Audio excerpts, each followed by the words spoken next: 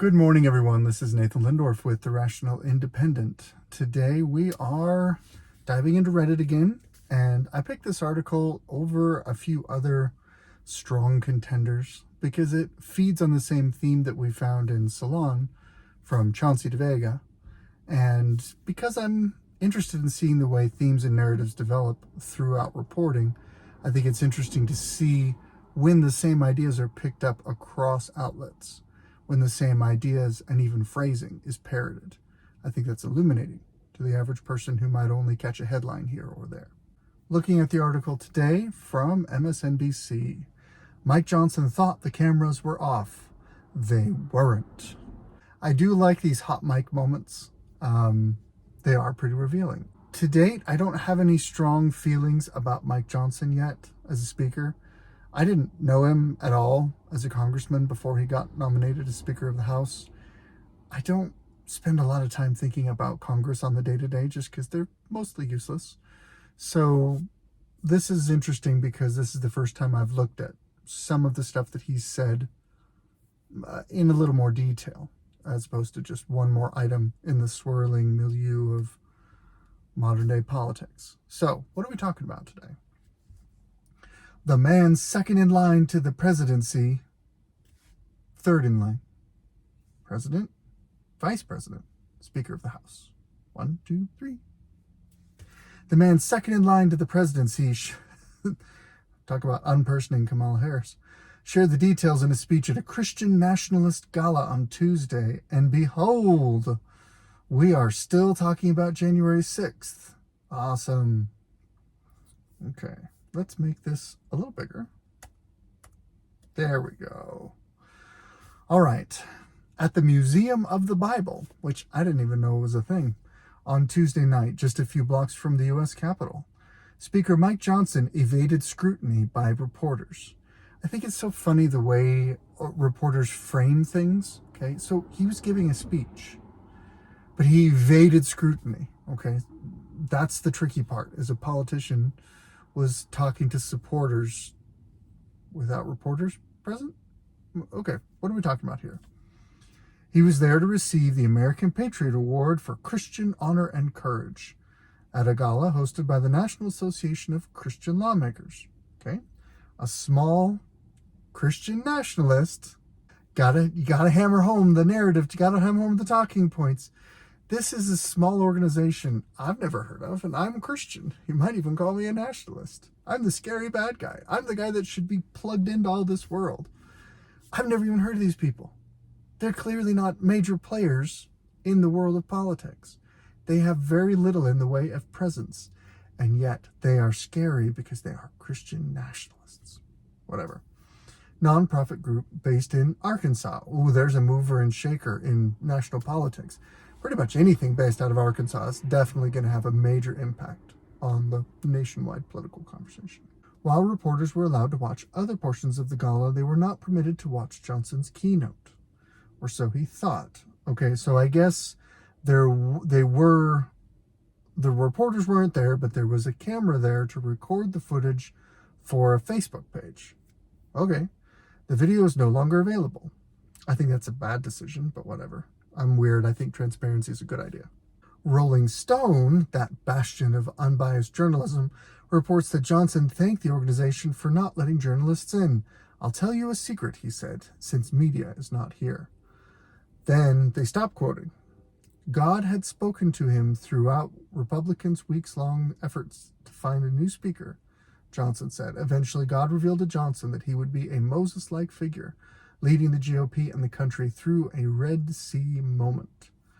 What I want to point out to you, if you're looking at this paragraph, is this is a quote, this is a quote, and everything else is a characterization, a summary. Reporters like to do this all the time. Let's take a snippet here and a snippet here. Let's inject some of our own opinion, and now we can craft this to make it sound like they're saying something they didn't. Now, let me take 2 steps back.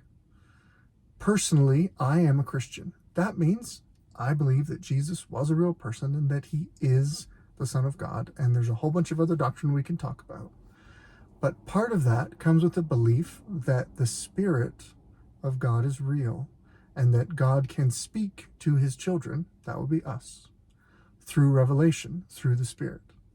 That I pray to God not just to follow some formulaic ceremony, but that I pray to God, and that's me speaking to my Creator. And I don't limit the power of my Creator. I think he's fully capable of speaking back to me. You can call me a loony if you want, but I'm not alone in that belief.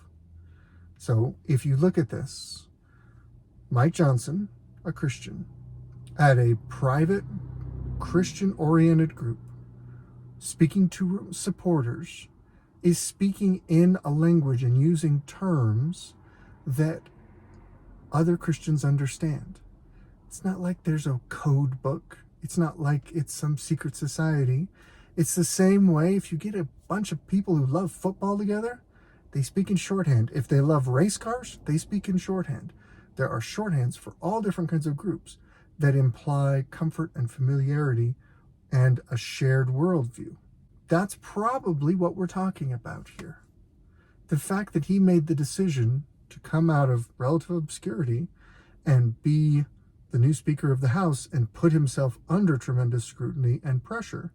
I have no problem with a man who believes in God saying, God inspired me to do this. That doesn't make him kooky.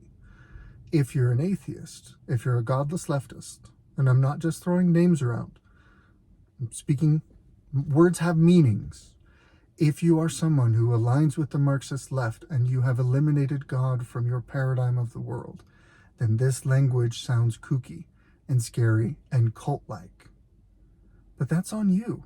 It's incumbent on everyone in a civil society to try and find ways to bridge the gaps between the way that we see the world. If we can't find a way to rationalize our own arguments in a way that are understood and accepted by the other people around us, even if they don't believe the same thing, we don't have a civil society. We have a fractured society that just hasn't fallen apart yet. If we want a cohesive civil society, we have to be willing to reach out and understand when someone doesn't see the world the way that we see it. I don't see that effort from the left. Sometimes I don't see that effort from the right. It's one of the reasons I'm not a big Fox News guy, never have been. Partially because they kind of have that vibe of rah, rah, me, my, and there's not a lot of substantive reaching out to people. It seems like they want to preach to the base. It's a long article and I've already burned. We're 9 minutes in. And first paragraph, we're going to go a little faster. Okay, not everything was divine revelation. We're engaged right now in a battle between worldviews. It's a great struggle for the future of the Republic. And then it says, that's standard Christian nationalist fare. Yet another sign Johnson believes himself to be at war with the majority of Americans. You'll see this often with journalism generally, but with leftist journalism specifically. Look at the way that they frame this. First off, engaged in a battle between worldviews, a great struggle for the future of the Republic. That's very generic political messaging. That's nothing special, those direct quotes. Then you have the implication, that's Christian nationalist fare. That is Christian nationalist ideas. That's like dog whistles or code language or whatever. It's important to characterize and show that you personalize one side and generalize the other. Johnson specifically believes himself to be at war with the majority of Americans. You have now made him an extremist outlier, just in the way that you phrased this sentence. That kind of editorializing, that kind of framing is endemic throughout journalism. So if you're consuming news media, learn to see the walls that are being built up around you. Learn to see the boundaries and the channels that your thinking is directed to flow down.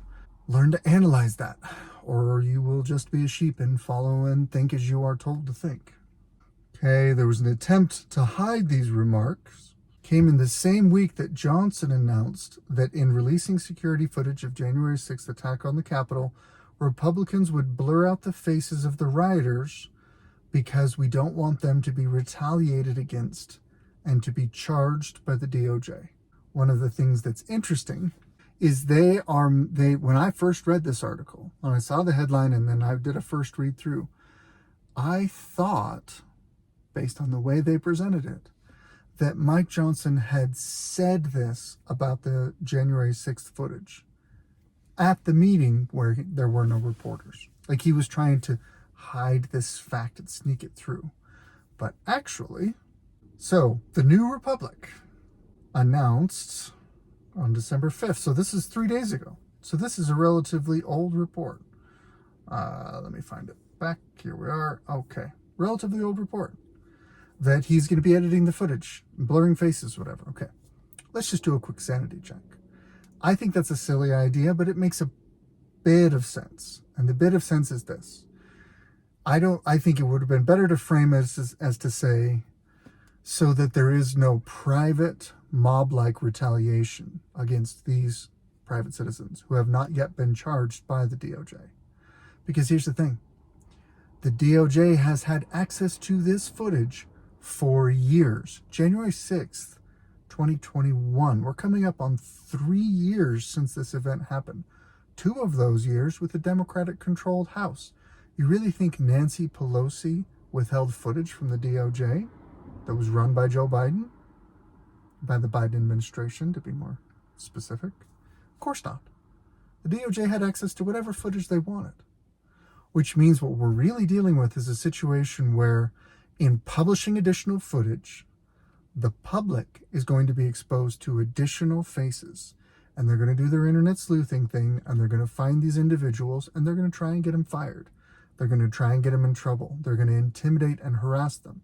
This pattern has been consistent where, I mean, this is why doxing is a problem. Doxing private citizens is a problem, regardless of context. But here's the truth of it. This may show that Mike Johnson is maybe not ready for prime time, because the better way to message this is to say, of course the DOJ has access to whatever footage they want to have. For the publicly consumed footage, we're going to be doctoring faces of people who have not been charged by the DOJ, because we can infer that a lack of charges means a lack of probable cause, and since we live in a innocent until proven guilty society, these are innocent civilians who have not been charged with a crime, therefore making their personal details public and damaging their reputation is not wise. So for the public consumption, we're blurring these faces, but of course the DOJ can look at whatever they want. That's the smarter political play. That's not what he said. Maybe he's not ready. Maybe this was unwise. Whatever.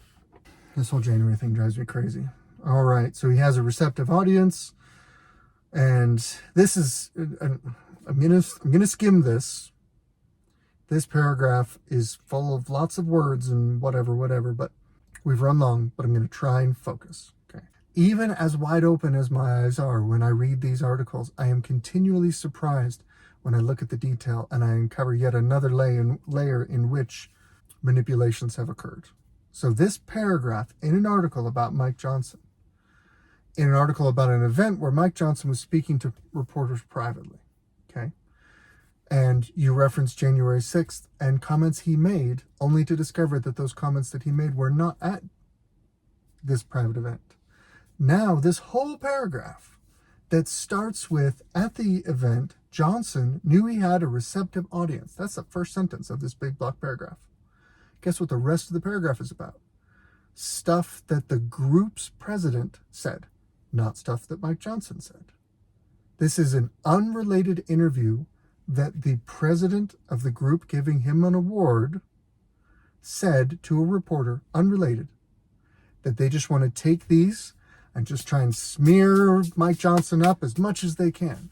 It's gross. Now, it's another layer of gross, which is most of what this president of this group said is opinions that are well within the mainstream of society. If you want to look at it and say 20% on either side of a spectrum are nuts, okay? That's pretty generous. Let's go 20% total, 10% on both sides, okay? So if you have a spectrum, a bell curve, okay? And right in the center, okay, Those are the neutral mamby-pambies. Most people don't have super strong feelings. 40% to either side, that's left and right. Those 40% on either side, that's the mainstream. That's 80% of the population is encompassed in those views. And then you got 10% of wackos on this side, on the left, and 10% of wackos on this side, on the right. Okay. If we take that as a framing, which seems pretty reasonable to me, the attitudes that are identified by this president, we're going to go over in a second, are held by at least 40% of the nation, if not more, depending on how you look at the polling. But that's not how this reporter believes, and that's not how he describes it. Okay, with all the troubles facing our country, with Democrats and leftists that are advocating cutting penises off of little boys and breasts off of little girls, we have reached a level of debauchery and immorality that is at biblical proportions. He has called LGBTQ people a cult that promotes unholiness, unrighteousness, and immorality in our nation. He has expressed hope that in 2024, Americans will re-elect Jesus to be on the throne here again in our country. Repair, I think that's how you say it, believes fetuses have constitutional rights and that abortion is worse than slavery and the Holocaust. As a state senator, he sought to amend the U.S. Constitution to obliterate the rights of LGBTQ people through a statement that marriage is between a man and a woman. Now, some of those things seem a little bit charged, okay? But let's talk about what we're talking about here. If you've read Sodom and Gomorrah, and you saw how God treated Sodom and Gomorrah, if you're someone who believes the Bible, that's the framing that this group and a lot of other people are taking on these attitudes. Then the immorality and debauchery that our society has today is on par with Sodom and Gomorrah, if not worse. Therefore, it's an accurate statement to say biblical proportions. It's not hyperbole, it's an actual descriptor. This thing about hoping Americans will re-elect Jesus on the throne in 2024, I don't know what he's talking about there. I genuinely don't, because I'm pretty sure Jesus was never elected in the first place. It's possible he's a diehard Trumper, and he thinks Donald Trump is Jesus, in which case, that belief falls firmly in the nutter camp, because most Republicans don't view Trump as Jesus. Sorry, that's just not true, even if you want it to be, even if it's convenient to your worldview. Fetuses have constitutional rights. Well, if, going back to what we've talked about with abortion, if you believe that abortion is murdering a life, then you're ending the life of someone who exists. You're only arguing over geography, that life being inside of a person or outside of a person. But if you believe that an 8-month-old baby can be murdered just because it hasn't happened to leave their mother's body via C-section or regular birth or whatever, if you believe that that's okay, that murder is okay, then you believe that some people have more right to life than others. That's not constitutional. Fetuses do have constitutional rights. One of the reasons why, if you murder a pregnant woman, you can be charged with 2 counts of murder. That's in the law, which means fetuses have constitutional rights because their life is being protected by the judicial system.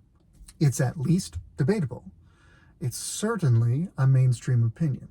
Okay, abortion is worse than slavery and the Holocaust. Well, it depends on how you want to slice it up, but let's just look at it this way. Which would you rather? To be murdered or to be in slavery? These are both terrible options. I don't know many people that would just elect to be outright murdered as opposed to slavery with a chance of freedom. I'm not advocating either position. I think they're both terrible. And of course, the Holocaust. We got to bring it back to Nazis, of course. Well, let's look at the Holocaust. All right. Conservatively, 6 million Jews killed. Okay. That's pretty bad. Pretty stinking bad. Just in America, from when Roe v. Wade was legal, I want to say something on the order of 50 million abortions were performed. That's the last time I looked at it, somewhere in that ballpark. So from a statistical perspective, these are both terrible things, but which is worse? 50 million deaths or 6 million deaths. They're both terrible. But the argument that abortion is a travesty is not an extreme position. And I love this framing. Sought to amend the U.S. Constitution. Okay? State senators can't directly amend the U.S. Constitution, but they can advocate for whatever they want. What crazy thing was he advocating? He was advocating for an amendment to the Constitution that said marriage is between a man and a woman. And the way that's characterized, notice, not in quotes, this is the reporter's words, obliterating the rights of LGBTQ people. Let's just go with that's hyperbolic. And we'll leave it at that because we've taken a long time already. And of course, here we are. To most Americans, these views are extreme. Again, the framing.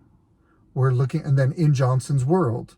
So now we're back to still talking about the way Johnson looks at the world. And he's relevant because he is the Speaker of the House. But we've personalized it and said, all of us, the majority of Americans, disagree with this extreme crazy person who has all of these wildly out of bounds beliefs.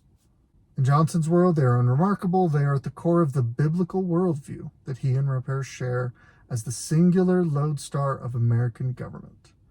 Okay, that whole sentence had 2 words in quotes, biblical worldview, and then he characterized a bunch of it. I can't do much with that other than if you accept a biblical morality, it is consistent to try and govern according to biblical principles. That's not crazy. That's consistent. Okay? You're not giving me much more to work with other than saying a bunch of characterization. Okay. Hey! They even admit something. 4 paragraphs down. The NACL, founded in 2019, is new and small potatoes. Hey, we're picking on the little guy, but they're Christian nationalists, so they're bad. Okay, one might think that the speaker, who is trying to keep the truculent GOP caucus together as they resist even basic functions of governing, might have more pressing matters on his plate. But Johnson's top priority, and this is why I wanted to do this, because this is where the narrative is being pushed, holding the sprawling army of Christian nationalist agitators from his friends inside the Beltway to every corner of red America in a tight embrace. They really think that there's like a civil war brewing, and then it's going to come from the Christian nationalist right. But they also believe that America is evil because it oppresses minorities, because it espouses Christian nationalist views, as they would put it. So if the government is doing these bad things, that must mean it's being run by these crazy Christian nationalists. And yet the Christian nationalists are also planning a rebellion because they're an army against the government that's doing this, the bad stuff that they want it to do. I'm very confused. Okay, they're hoping to raise their exposure through Johnson. All right, so Sarah Huckabee Sanders nominated him to a state library. Oh, no, this is still talking about the president of NACL.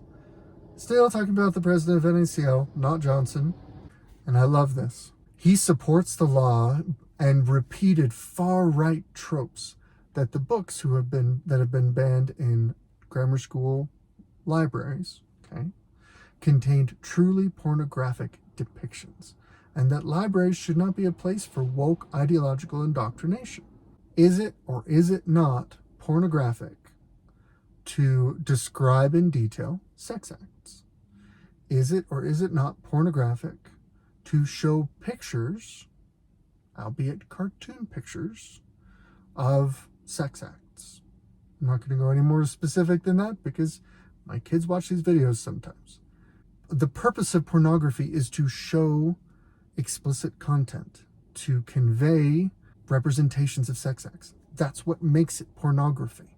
Yeah, if you want to take 2 seconds, you can see that there are books in libraries that contain pornography, and that people who say, hey, there's pornography in schools, I don't like that, are not repeating far-right tropes. They're accurately reporting what happened.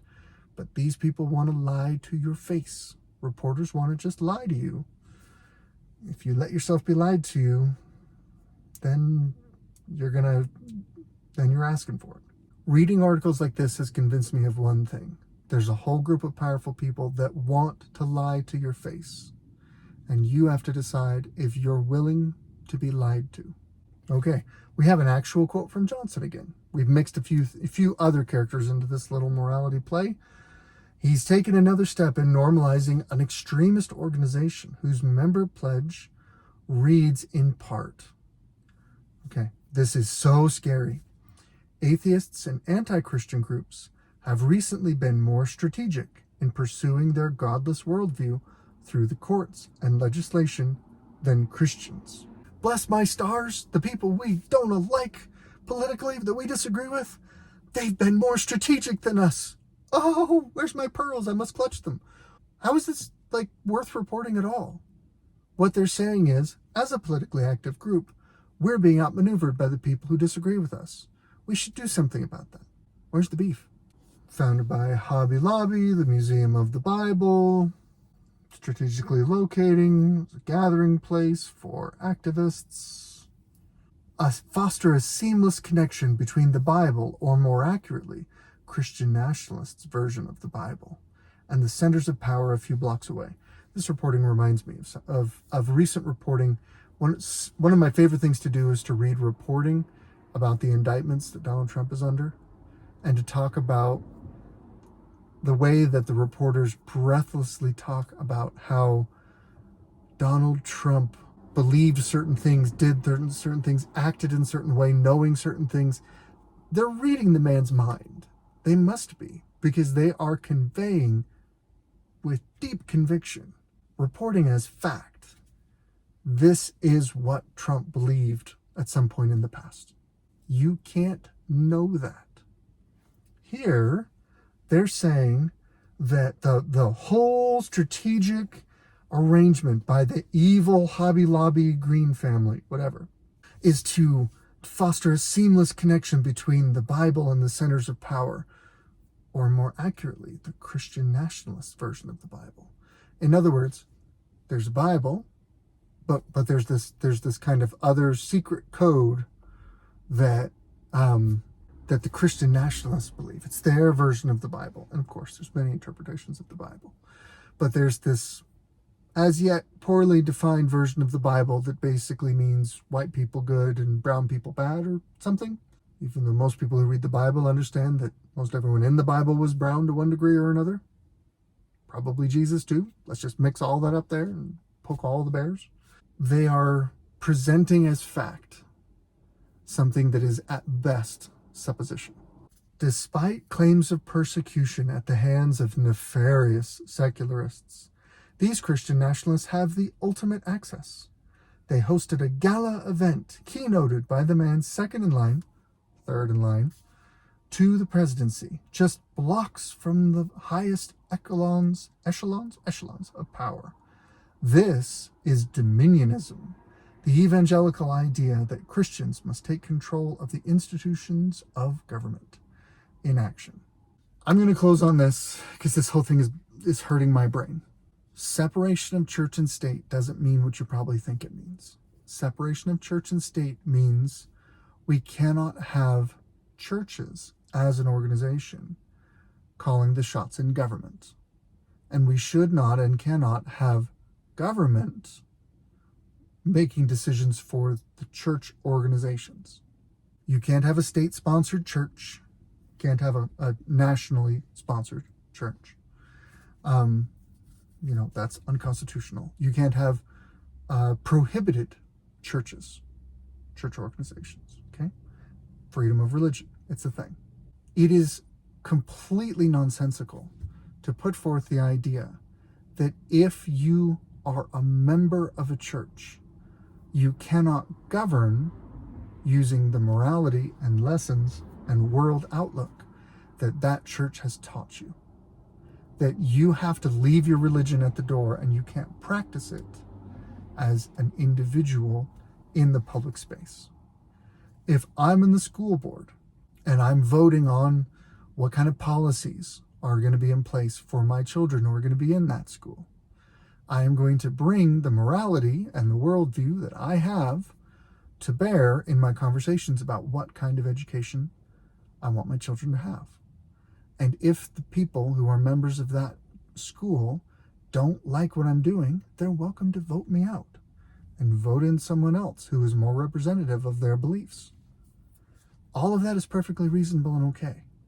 What they're arguing here is that Christians can't be lobbyists, that Christians can't exert any influence on institutions of government, that if you are a Christian or even a Christian organization, notice, not a church, it's basically a lobbying group. If you are any sort of organized Christian group and you try and have influence on the levers of governmental power, you have stepped over the line. You are being inappropriate or even illegal. It's just false. And it's kind of evil in a slimy sort of way. This is Nathan Lindorf with The Rational Independent. This has been my Reddit rant. Good luck out there.